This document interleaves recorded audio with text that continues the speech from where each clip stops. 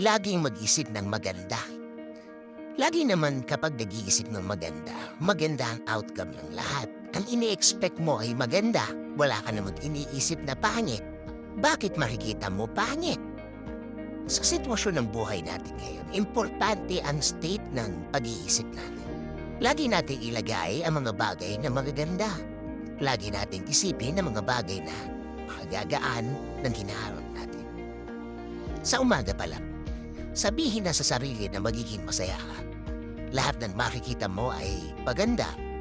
Kahit na ang mga problemadong mga sitwasyon, isipin at i-declare palagi na magiging maayos ang lahat. Sabihin sa sarili na laging may parating na solusyon. Promise, mag-iiba. Hindi lang ng umaga mo, hindi lang ng araw-araw mo. Mag-iiba din ang tingin mo sa mundo. Magbabago din kung paano natin tingnan ang paligid natin at mga taong nakapaligid sa atin. Minsan kasi ang mga nangyayari sa paligid natin, sa buhay natin, mga problema, yan na ang nagdadrive ng araw natin. Yan na ang nagdidikta kung ano ang magiging araw natin.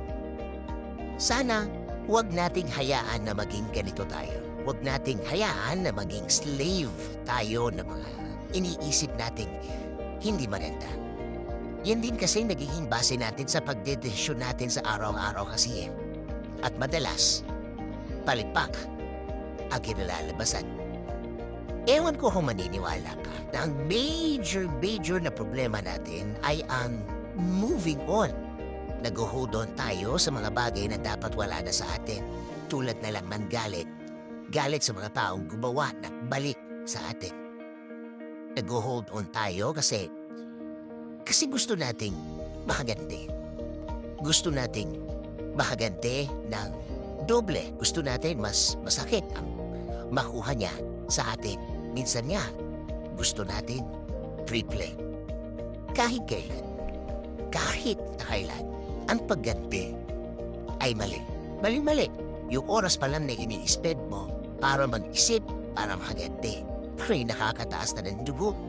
Nakakataas ng pressure ng dugo, meaning nakakasama sa iyo. Kaya ang pag-iisip ng maganda ay maganda sa pananaw sa buhay.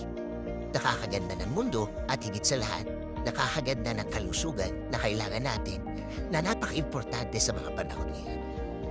May isang eksperto na nagsabi na kapag may masamang pumasok sa isip mo, isang pangit na bagay, mag-isip ng 3 magagandang bagay. Isa-isahin ang 3 ito, mararamdaman mo agad ang pagbabago.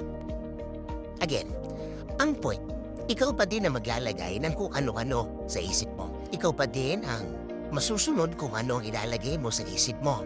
Yan ang isa sa pinaka-precious na gifts sa atin ng Diyos, ang freedom to hold. Kung ano panghahawakan natin.